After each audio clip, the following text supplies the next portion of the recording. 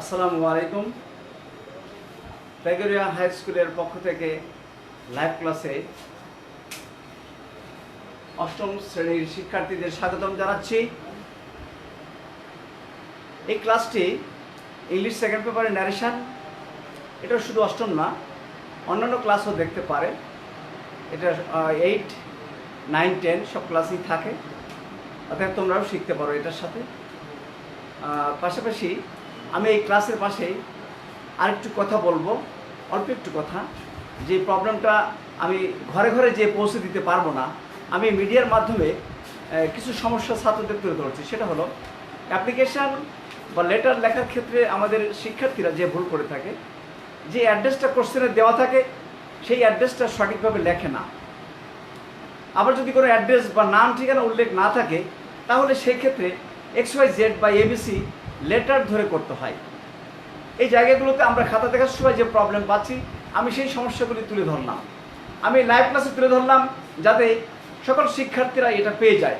কারণ আমার এই মেজর ত্রুটিগুলো আমার শিক্ষার্থীদের বাসায় বাসায় যে পৌঁছে দেওয়া অত্যন্ত কঠিন। এই করোনা সিচুয়েশনে আমরা সবাই ঘরে বন্দি, অতএব তোমরা বিষয়টি লক্ষ্য করবে। এখন তোমাদের ইংলিশ সেকেন্ড পেপার ন্যারেশনের উপর আলোচনা করবে, ইম্পারেটিভ সেন্টেন্সের উপর তোমাদের প্রিয় ওয়াসিম স্যার। আমি তাকে ক্লাস করার জন্য আহ্বান জানাচ্ছি। সবাই ভালো থাকো, ধন্যবাদ।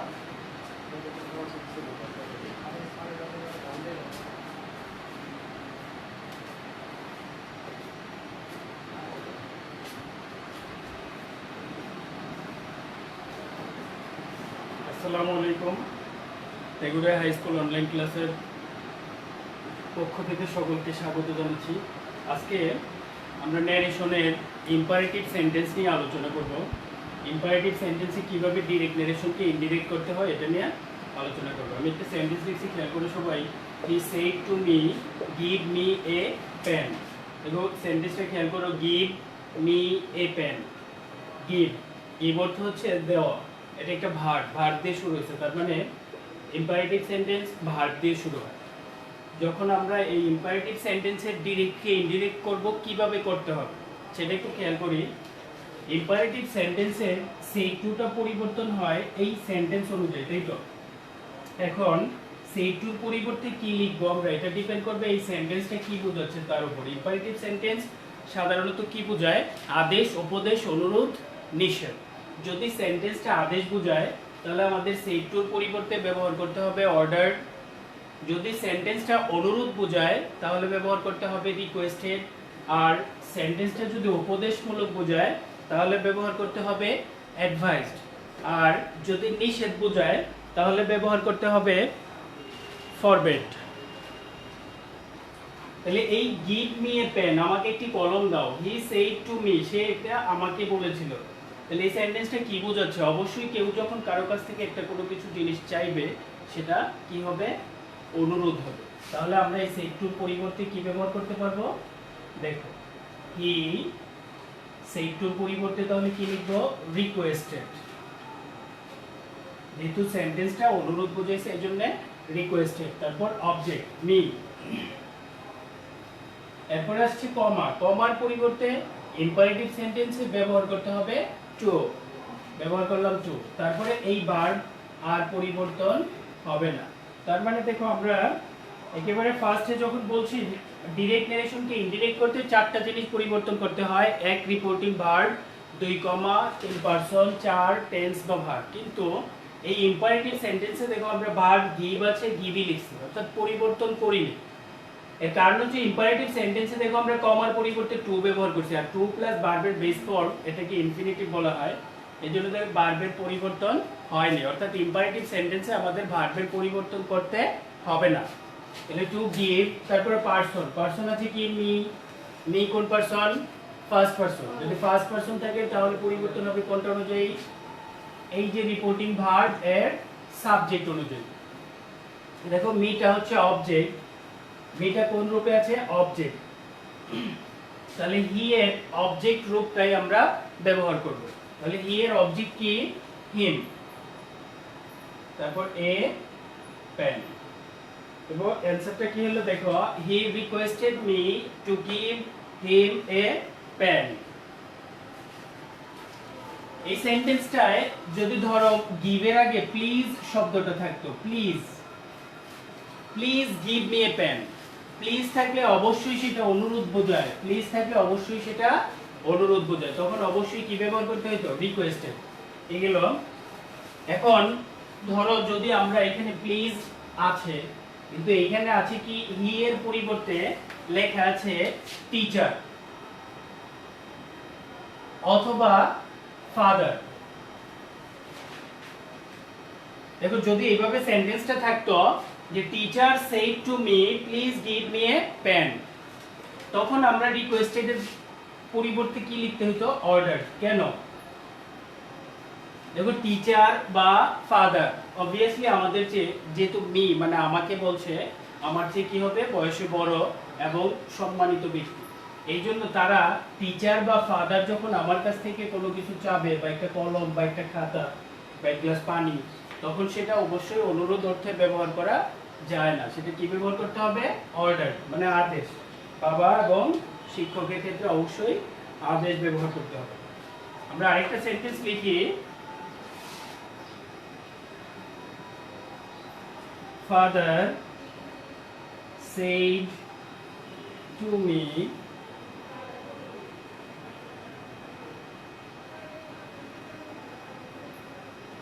do not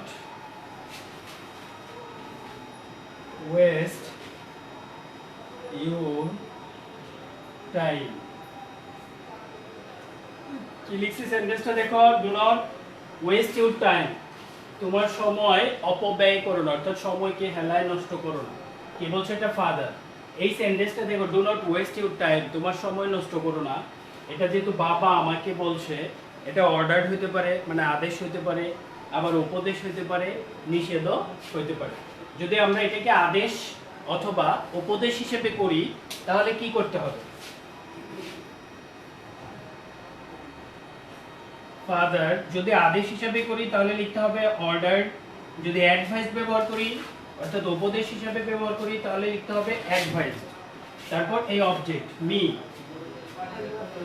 তাহলে ফাদার অর্ডার্ড অথবা অ্যাডভাইসড মি, কমার পরিবর্তে টু। দেখো কমার পরিবর্তে আমরা টু লিখব। তারপর আছে কি এখানে দেখো ডু নট, নট আছে, তাহলে এই নটটা টু এর আগে ব্যবহার করতে হবে, নট টু। তারপর ভার্ব ওয়েস্ট। এরপর আছে ইউর, দেখো ইউর হচ্ছে পারসন, কোন পারসন, সেকেন্ড পারসন। যদি সেকেন্ড পারসন থাকে, পারসন পরিবর্তনের নিয়মে আমরা করছিলাম সেকেন্ড পারসন থাকলে অর্থাৎ ইউ, ইউ এবং ইউর থাকলে পরিবর্তন হবে রিপোর্টিং ভার্বের অবজেক্ট অনুযায়ী। তাহলে এখানে অবজেক্ট কি আছে, মি। এখানে ইউরটা দেখো, ইউর তিনটা রূপ থাকে, you, you, you, subject, object এবং পসেসিভ। তাহলে ইউরটা আছে পসেসিভ, সেই জন্য আমাদের মি এর পসেসিভ রূপটা ব্যবহার করতে হবে। মি এর পসেসিভ হচ্ছে মাই, মাই টাইম।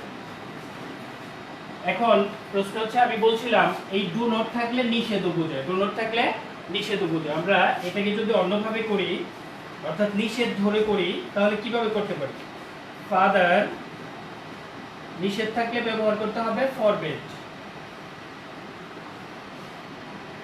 তাহলে ফাদার ফরবেড, কাকে ফরবেড করছে, মি, কমার পরিবর্তে টু। তখন যেহেতু আমরা ফরবেড লিখছি এই জন্য এই ডু নট পুরো উঠে যাবে, অর্থাৎ নটটা আর ব্যবহার করার দরকার নেই। তাহলে ফরবেড মি টু, ডু নটের পর থেকে বাকি অংশ ওয়েস্ট, আবার সেই আগের মতোই passage, sorry person, my time.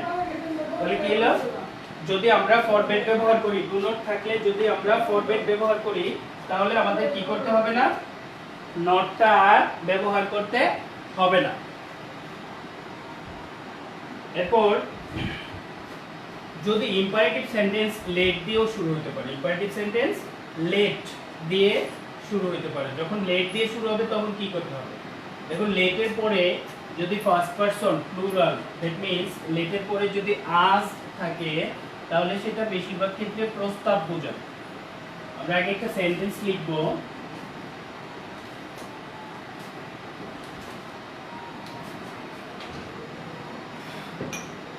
he said to me, let us go for a walk. চলো আমরা একটু হেঁটে আসি। দেখো এই লেটাস দ্বারা কি বোঝায়? কি বোঝাইছে এখানে? প্রস্তাব। যদি লেটাস দ্বারা প্রস্তাব বোঝায় তখন এই সেড টুর পরিবর্তে আমাদের ব্যবহার করতে হবে সাজেস্টেড অথবা প্রপোজড। লেটাস দ্বারা যদি প্রস্তাব বোঝায় তাহলে ব্যবহার করতে হবে সাজেস্টেড অথবা প্রপোজড। তবে সাজেস্টেড এবং প্রপোজডের একটা বিষয় আছে, যদি আমরা সাজেস্টেড ব্যবহার করি এরপরে আর অবজেক্টের প্রয়োজন নেই। আবার বলি, যদি আমরা সাজেস্টেড ব্যবহার করি তাহলে অবজেক্টের প্রয়োজন নেই। প্রপোজড ব্যবহার করলে অবজেক্ট না লিখলেও চলবে, কিন্তু অবজেক্ট লেখা যায়, ভুল হবে না। কিন্তু সাজেস্টেডের পরে অবজেক্ট লেখা যাবে না। তাহলে আমরা লিখি হি সেড টুর পরিবর্তে আমরা কি লিখি? যেহেতু একটা প্রস্তাব বুঝাইছে, proposed to me, he proposed to me. কমার পরিবর্তে তখন ব্যবহার করতে হবে দ্যাট, কমার পরিবর্তে দ্যাট। তারপরে দেখো লেটাস থাকলে যদি এখানে থার্ড পারসন থাকে তাহলে ব্যবহার করতে হবে দে শুড। যদি এখানে ফার্স্ট পারসন থাকে তাহলে ব্যবহার করতে হবে উই শুড। তাহলে হি কোন পারসন? Third person. তাহলে আমরা কি ব্যবহার করব? They should.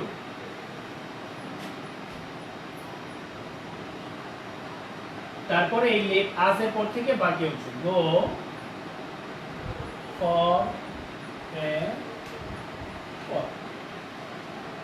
যদি আমরা এটা সাজেস্টেড লিখতাম তাহলে কিভাবে লিখতাম? এই প্রপোজ টু মি এর পরিবর্তে এখানে শুধু লিখে দিতাম কি?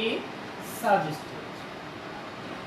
তাহলে অ্যানসার হইতো he suggested that they should go for a walk.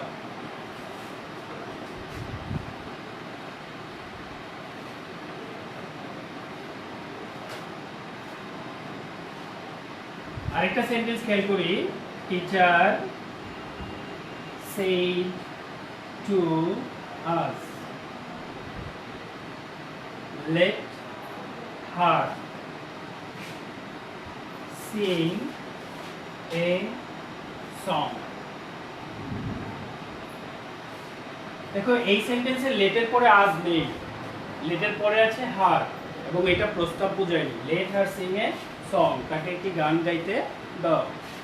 যখন এরকম থাকবে তখন আমাদের কিভাবে করতে হবে? তখন teacher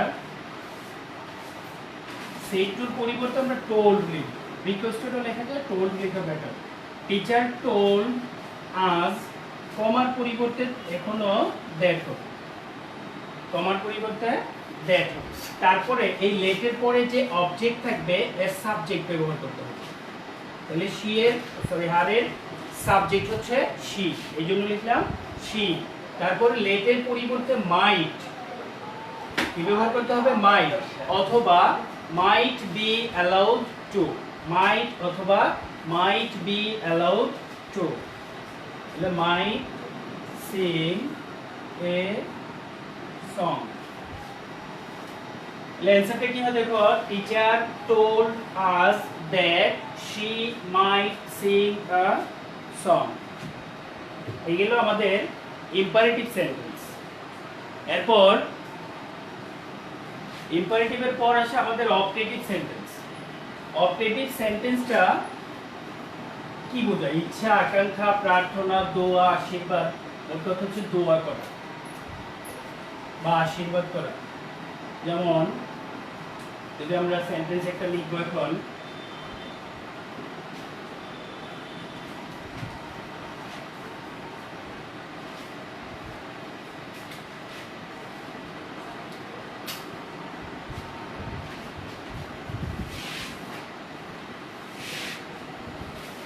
the old lady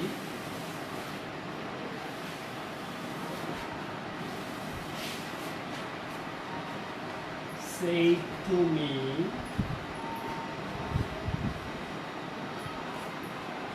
God bless you. কোন সেন্টেন্সে ডিরেক্ট থেকে ইনডাইরেক্ট করতেছি আমরা? Optative sentence. দেখো, the old lady said to me God bless you, স্রষ্টা তোমার সহায় হোক। যখন এইভাবে এই অপটেটিভ সেন্টেন্সের ডিরেক্ট থেকে ইনডাইরেক্ট করব, কিভাবে করতে হয় দেখো, দ্য ওল্ড লেডি, তাহলে সেড টুর পরিবর্তে, এখানে ফার্স্ট ক্লাসে বলছিলাম আমি, সেড টুর পরিবর্তে কি ব্যবহার করতে হয় অপটেটিভ সেন্টেন্সে? সেড টুর পরিবর্তে আমরা ব্যবহার করতে পারি উইশড অথবা প্রেড। সেড টুর পরিবর্তে কি ব্যবহার করতে পারি? উইশড অথবা প্রেড। যদি আবার বলছিলাম, যদি কোনো স্রষ্টা বা গডের কথা উল্লেখ থাকে তখন অবশ্যই প্রেড লিখতে হবে। তাহলে আমরা এখানে কি লিখব? প্রেড। অবজেক্টের আর প্রয়োজন নেই, কমার পরিবর্তে দ্যাট। তারপর সাবজেক্ট, সাবজেক্ট আছে কি? গড। দেখো, তারপরে একটা মাইট শব্দটা ব্যবহার করতে হবে। কি ব্যবহার করতে হবে? মাইট। দেখো এখানে মে নাই, যদি সেন্টেন্সটা এইভাবেও লেখা যেত, মে গড ব্লেস ইউ, তখন মে থাকলে মাইট, যেহেতু এটা নাই তারপরেও আমাদের এই সাবজেক্টের পরে মাইট শব্দটা ব্যবহার করতে হবে। তাহলে might, God might bless you. ইউটা এখানে অবজেক্ট, সেকেন্ড পারসন চেঞ্জ হবে রিপোর্টিং ভার্বের অবজেক্ট অনুযায়ী। অবজেক্ট আছে মি, লিখলাম মি। আরেকটা সেন্টেন্স লিখি, teacher said to us, may you be happy. Teacher said to us, may you be happy. এটাকে আমরা যখন ইনডিরেক্ট করব কিভাবে করতে পারি দেখো, টিচার, তাহলে সেইডের পরিবর্তে এখানে আমরা যেহেতু গডের কথা উল্লেখ নাই, উইশড অথবা প্রেড যে কোনো একটা ইউজ করতে পারবো। উইশড অথবা প্রেড। পরীক্ষায় অবশ্যই অবলিক দিয়ে দুইটা লেখা যাবে না, যে কোনো একটা লিখতে হবে। উইশড অথবা প্রেড, কমার পরিবর্তে দ্যাট। তারপরে আনবো কি? পারসন। ইউ কোন পারসন? Second person. চেঞ্জ হবে কোনটা অনুযায়ী? অবজেক্ট অনুযায়ী। অবজেক্ট আছে কি? আজ। ইউটা এই সেন্টেন্সে ইউ হচ্ছে সাবজেক্ট, তাহলে আজের সাবজেক্ট কি? উই, লিখলাম উই। তারপরে মে আছে বিদায়, মাইট বি হ্যাপি। তাহলে দেখো, টিচার উইশড অথবা প্রেড যে কোনো একটা ব্যবহার করব। তারপর কমার পরিবর্তে দ্যাট। তারপরে ইউ সেকেন্ড পারসন, পরিবর্তন হবে অবজেক্ট অনুযায়ী। অবজেক্ট আছে আজ, আজের সাবজেক্ট হচ্ছে উই, এজন্য উই। মে আছে মাই, তারপর বাকি অংশ বি হ্যাপি। তাহলে অপটেটিভ সেন্টেন্স। তাহলে আজকে আমরা দুইটা সেন্টেন্স নিয়ে আলোচনা করলাম, ইম্পারেটিভ এবং অপটেটিভ। আশা করি সবাই বুঝতে পারছো। আমরা পরবর্তী দিন বাকি আরেকটা সেন্টেন্স আছে এক্সক্লেমেটরি, সেটা নিয়ে আলোচনা করব। তারপর আমরা প্যাসেজ ন্যারেশন সম্পর্কে আলোচনা করব। সবাই আশা করি ক্লাসগুলো উপভোগ করবে এবং মনোযোগের সহিত খাতায় লিখে, আমাদের স্যার সহকারী প্রধান শিক্ষক প্রায় যেটা বলেন যে সবাই খাতা কলম নিয়ে ক্লাসগুলো করবেন। তো ধন্যবাদ সবাইকে, আজকের মতো এই পর্যন্ত।